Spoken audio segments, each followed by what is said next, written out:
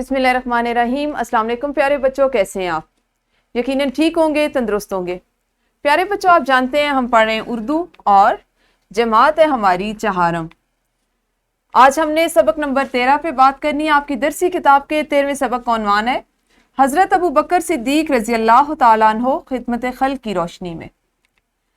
ہمیشہ کی طرح سب سے پہلے بات کریں گے کہ ہم نے اپنے 13ویں سبق کو کتنے حصوں میں تقسیم کرنا ہے اور کس طرح سے پڑھنا ہے۔ ہمارا سبق نمبر 13.1 سادہ جملوں کو زمانہ ماضی، حال، مستقبل کے لحاظ سے تبدیل کر سکیں۔ 13.2 آپ کی درسی کتاب کا 13واں سبق ہوگا جس کو آپ نے دوسرے حصے میں پڑھنا ہے۔ اسم ضمیر کی حالتیں پہچان کر ان کا درست استعمال کر سکیں۔ اسی دن آپ سیکھیں گے تذکیر و تانیث، جاندار اور بے جان کے مطابق الفاظ کو جملوں میں استعمال کر سکیں۔ سبق نمبر 13.3 رموز اوقاف جس میں استفہامیہ کا درست استعمال کر سکیں۔ رموز اوقاف میں سے صرف ایک علامت استفہامیہ کی علامت، اس کا درست استعمال اور مرکب جملے بنا سکیں۔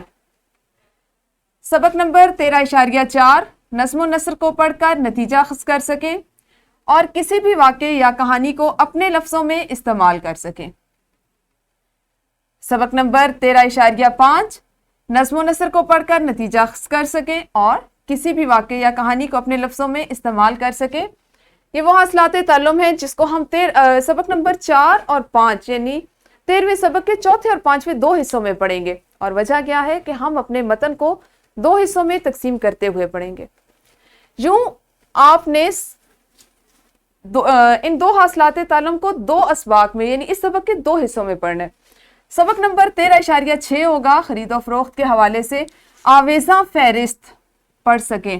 جیسے عام طور پہ آپ نے دکانوں میں دیکھا ہے نا کہ جو ان کی جو قیمت ہوتی ہے اس کی ایک فہرست لگی ہوئی ہوتی ہے، یا آپ کو کسی چیز پہ کوئی خاص طرح کی اس پہ سیل جو اس کی کم قیمت کی کوئی چیز ہوتی ہے اس کی ایک چھوٹی سی فہرست یا ہدایت لگی ہوئی ہوتی ہے، تو اس سے متعلق بات کریں گے، ٹھیک ہے۔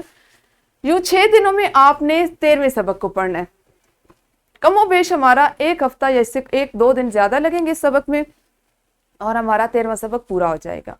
کل سے اس سبق کا باقاعدہ آغاز کریں گے، اس وقت تک آپ سب اپنا خیال رکھیے۔ اللہ حافظ، شکریہ۔